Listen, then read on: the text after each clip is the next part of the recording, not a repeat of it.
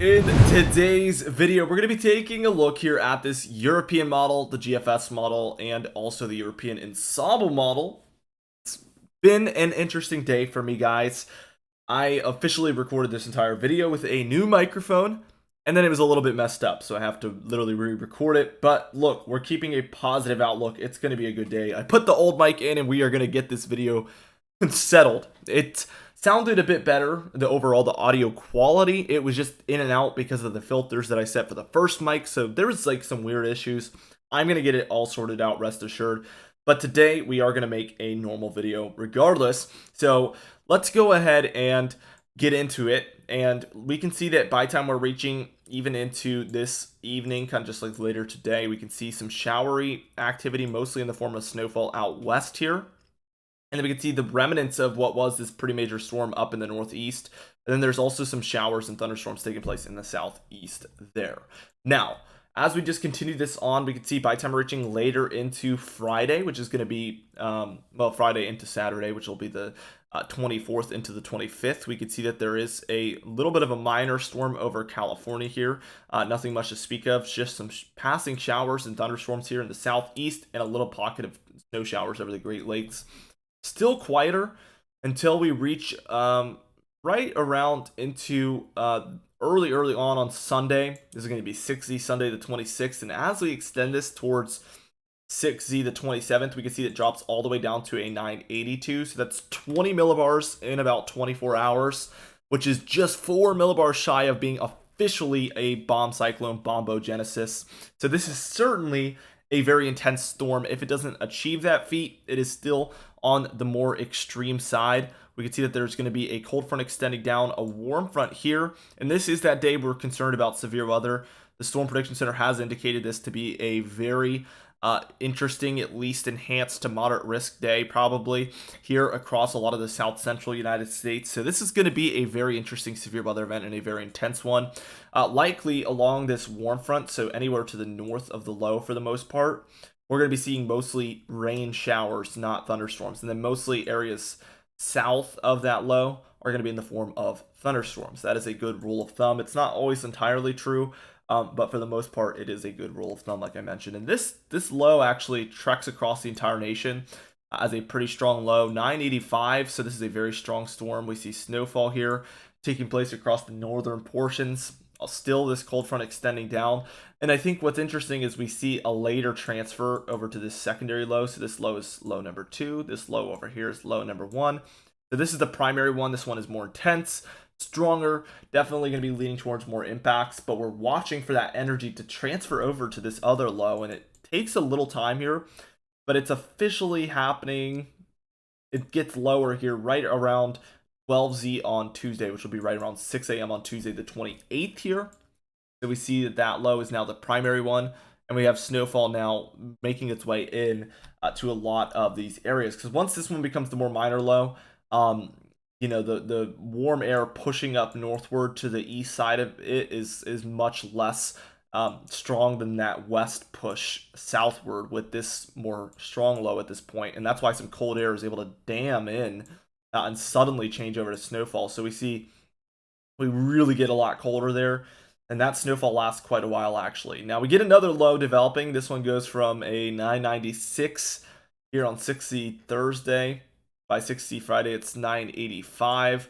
So it's not dropping quite as fast, but then it goes quickly from a 985 down to a 968 millibar low pressure center here. A very intense storm. So this one would maybe even take the cake as the strongest storm in the upcoming pattern. Certainly something I'm interested in and tracking closely. So day one here, I want to note that we already have very strong characteristics of very intense cold front here with warm air surging, and I mean really surging, to the east here. So this would be a very intense setup. I want to really in depth draw this out. So there's your low. We're going to draw on the cold front in color so we can see this. So warm front's doing something like that, and then your cold front is doing something like this. And really where we would be watching for severe weather is everywhere I'm about to draw in yellow. Right out ahead of that cold front and on the cold front as well, we would be just watching for tremendous amounts of severe weather because we have this northern flow of things It's just definitely a very intense setup, guys. I think that's the point I want to get across. We'd be watching, regardless of anything, all these areas here for severe weather. And even as the storm just develops, we'll probably have some severe weather starting up right as it's developing. And then the following days, so for Friday into Saturday, we see that this is moving across the southeast here. So I wouldn't be surprised if basically everywhere in this pocket here saw some possible severe weather. Towards the end here, we see it really move up with that warm air, but the cold front is still coming in, so it definitely could feature some East Coast severe weather. And we see that at the end here, we get a pretty major snowfall for a pretty exclusive area here along Wisconsin, Iowa, Illinois, into Missouri. This is a very, very interesting setup we have here, guys. A 964 millibar low pressure center in between Indiana and Illinois. Just a very intense storm. And it does eventually move up into Canada, becoming a very major winter storm for the Great Lakes and other regions of Canada as well. And that's the end of the model run. Now, total precipitation. So interesting how this tells the full story. We have storms moving on the west coast here, but not making their way too far in. They kind of work their way over the Rockies as weaker systems. And then actually they redevelop here. So we have some rising up northward straight from this point, some moving up into there, and then some even moving up into here. I think there's 3 total storms or something like that. And that's what leads towards a lot of this activity right here. But we do see some Miller B nor'easters develop, or at least one. And this kind of moves up the coast. And then what we see is this storm that does this, that energy transfers. We talked about that again. So this is why we see this right here, which is Miller B territory. So I'll draw that there. For it to be Miller A, we would need it to start out, and truly Miller A's, they start out in this region typically, and they move all the way up the coast. I've had people kind of try to debate me on that in years past, but you always see the energy starting out here. Not always, but that is a classic Miller A to me. So you see them picking up all the intensity of the Gulf and the southeast coast there with the Gulf Stream. Very warm waters in here, so as these storms track over these areas, they're able to intensify greatly, and that's why they become much stronger storms oftentimes than Miller B's. That again only really pick up this area, which isn't very warm waters, so they don't intensify too greatly, although this one does become very strong, the one that we're actually talking about here.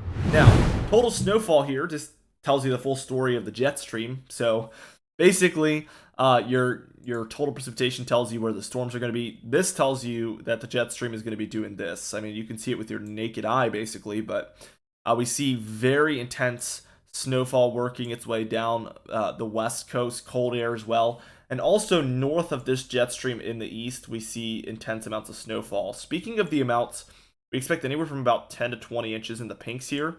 And we expect anywhere from about 2 to 3 feet here in these kind of blues and pinks.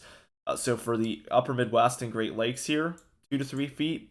And then also for your New England and upstate New York areas here, we also see some pockets there featuring 2 to 3 feet as well.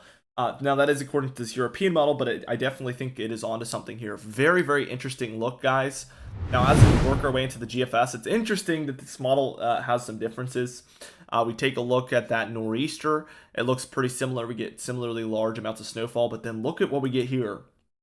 Kind of a hybrid storm, so it moves up like this. It's a 990, so it's very intense, bringing snowfall like this, a little strip of snowfall.